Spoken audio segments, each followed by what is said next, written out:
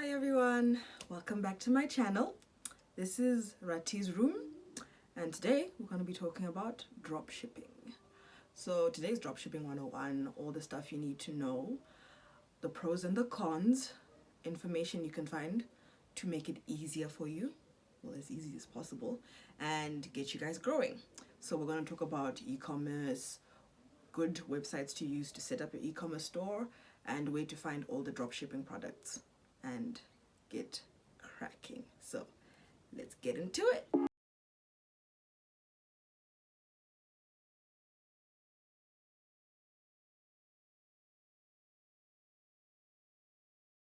You want to set up a dropshipping store. Ha. Let's get into it. So sorry, I'm going to be reading from my notebook, guys, because there's quite a bit of information that we're going to disseminate. English. Disseminate and talk about today, so don't mind me. I'm going to be reading quite a bit because it's the pros and cons mainly, but other stuff we'll chit chat a bit. So dropshipping is a very simple thing to do, guys. I think people try complicate it sometimes, but it can be very simple as long as you find very good suppliers that communicate well and are very friendly in quotes, in the sense where they communicate fast and frequently and they service your customers very well, then you're good to go. So let me first define what dropshipping is, right? And this is going to sound technical. English, guys, yo, today. So dropshipping is a retail fulfillment method where a store does not keep the products it sells in stock. Instead, a store uses a third party that is going to do all the shipping and fulfillment. All you do is pay the third party. The third party then ships to your customer. So you're not involved in providing the customer the product. You're like the middleman, like a bit old, yeah, you're like a middleman. So yeah, that's like a simplistic way of explaining it, which is why I said it's not really that hard. It's usually the fulfillment part that's tricky. It's not hard, it's tricky. Yeah, I think the word is tricky. Yeah. So quite a few people do dropshipping. I know it's one of the most popular fulfillment methods in the first world. Let me say first world, abroad sounds first world. So it's very popular in the States, and in the UK people use Amazon or eBay. But people in the third world have kind of jumped onto the trend. But the guys in the third world prefer AliExpress and Alibaba. Alibaba is like the daddy of AliExpress, in case you didn't know. But they do like the wholesale fulfillment, whereas AliExpress can give you like one product to like 100. Alibaba does more like the 100 to 1,000 type setup. So depends what level of drop shipping you're going into. Yeah, there's levels, guys. There are people who are doing like 100 products a week, and then there's some people who do like 10 products a week. It just depends on your capacity and what kind of customer base you have and what kind of product you're selling. So you can do anything. You can, like, guys, you can dropship anything from pencils, shoes to TVs and like electronic appliances, like bigger things.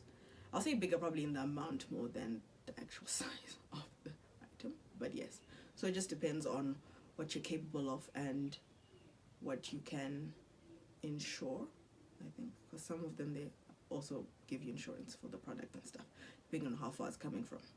So yeah, let's talk pros and cons now, right? We'll start with pros. The first one, and one of the best ones, I think, is you don't need much capital to set up a dropshipping store.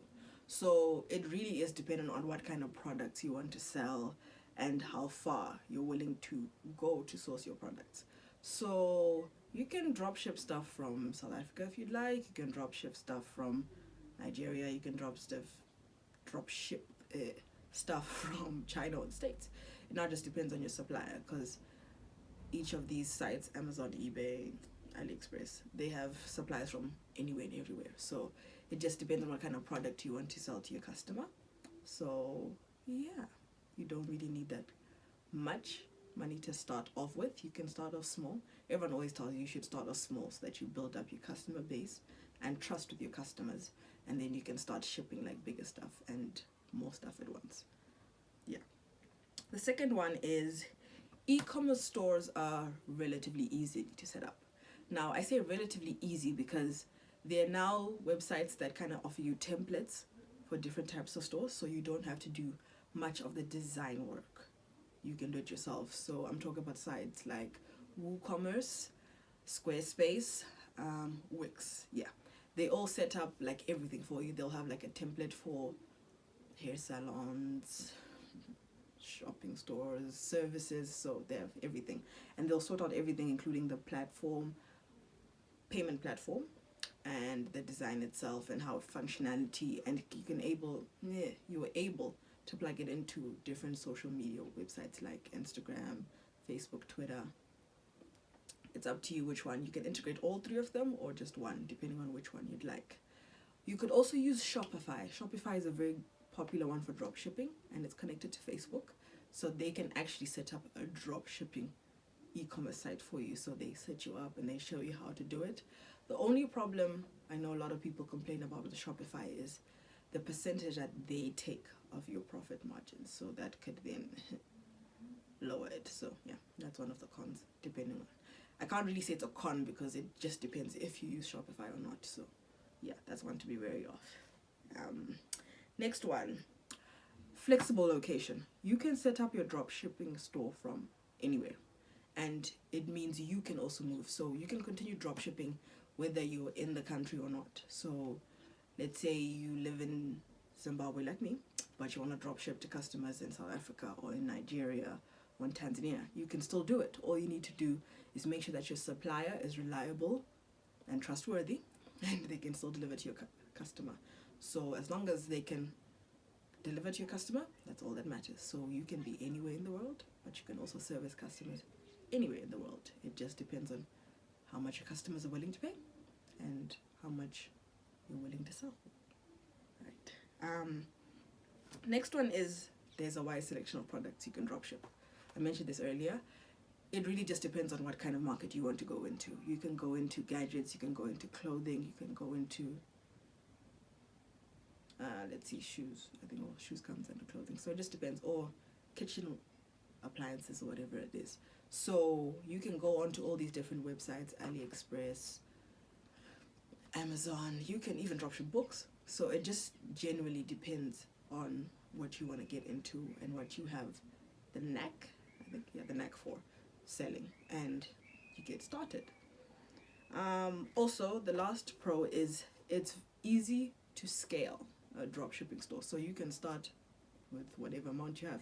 It just depends on what capital you have available. So if you have $100, you can start with $100. You can start with $1,000. You can start with $10,000. It just depends on what you want to sell and where you want to take it to. So yes, those are the pros, guys. Now we talk about the bad stuff, the cons, right? To start off with, you could have very low margins. That's the first con. So depending on how you are calculating your profit margins and how you're transporting your stuff, your cost to market is very important. So that also includes your advertising, your domain space, and what package you've chosen for your e-commerce site. So you need to be very wary of how much you spend at the beginning, so that your margins are not too low to start off with, so you can build up your base, and then you can start kind of spreading it a bit wider as you grow.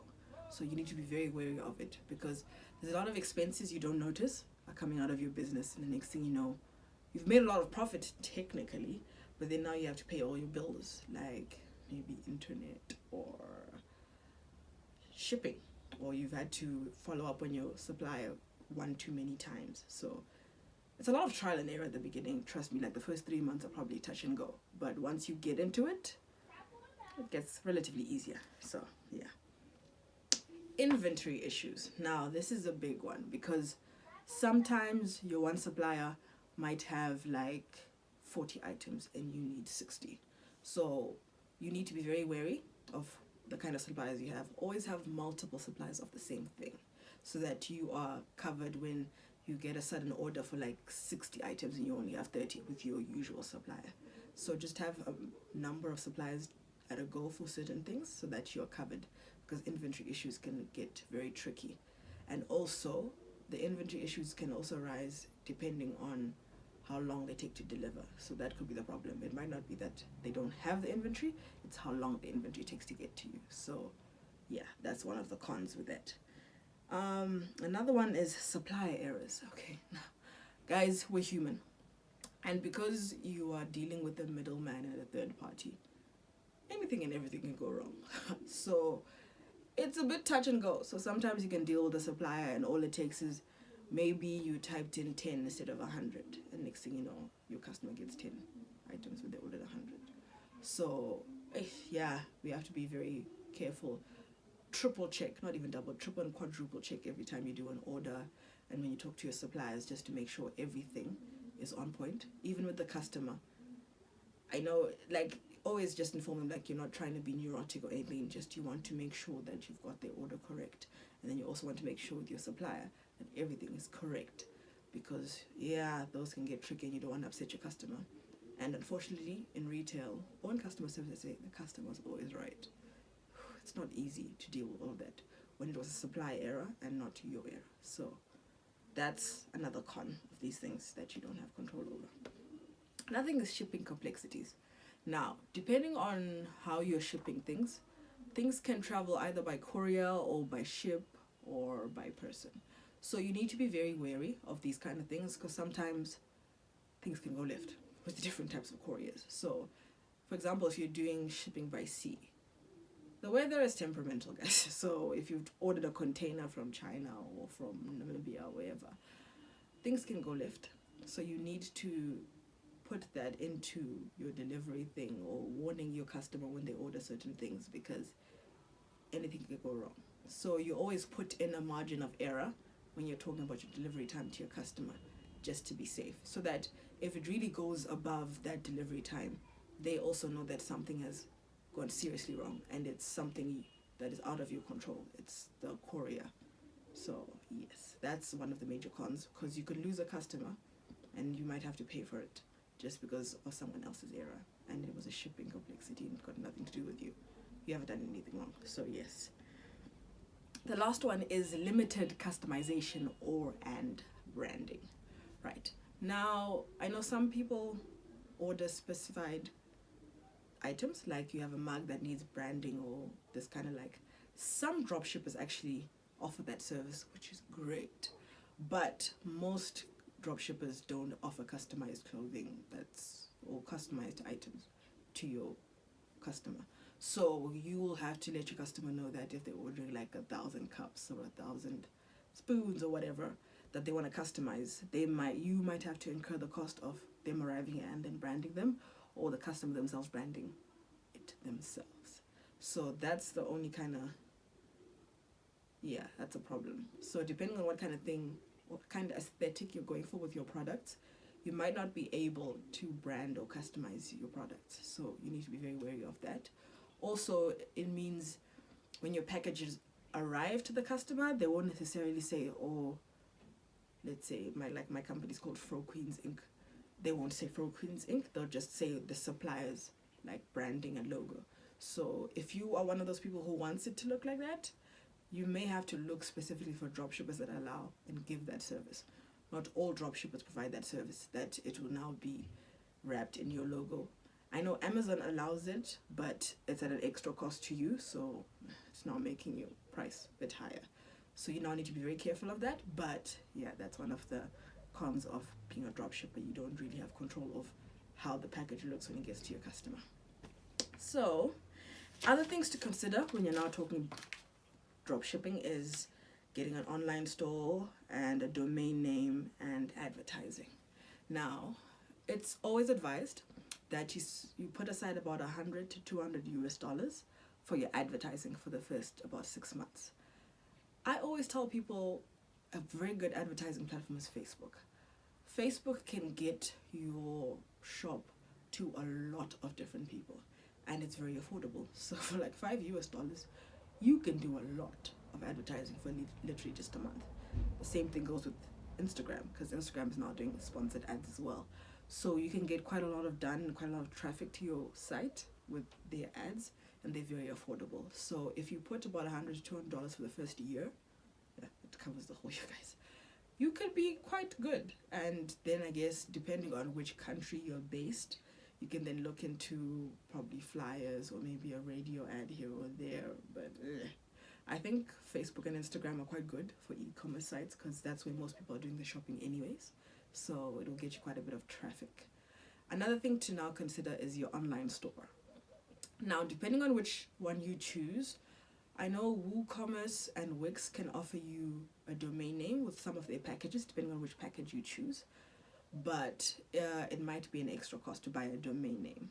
But the website, the basic website, I think WooCommerce and Squarespace and Wix all give you free packages for the basic package is free.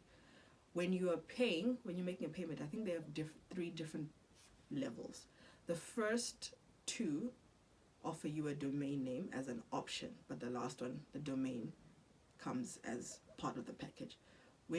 Because it's an option, it's an extra, I think it depends on the size of the domain.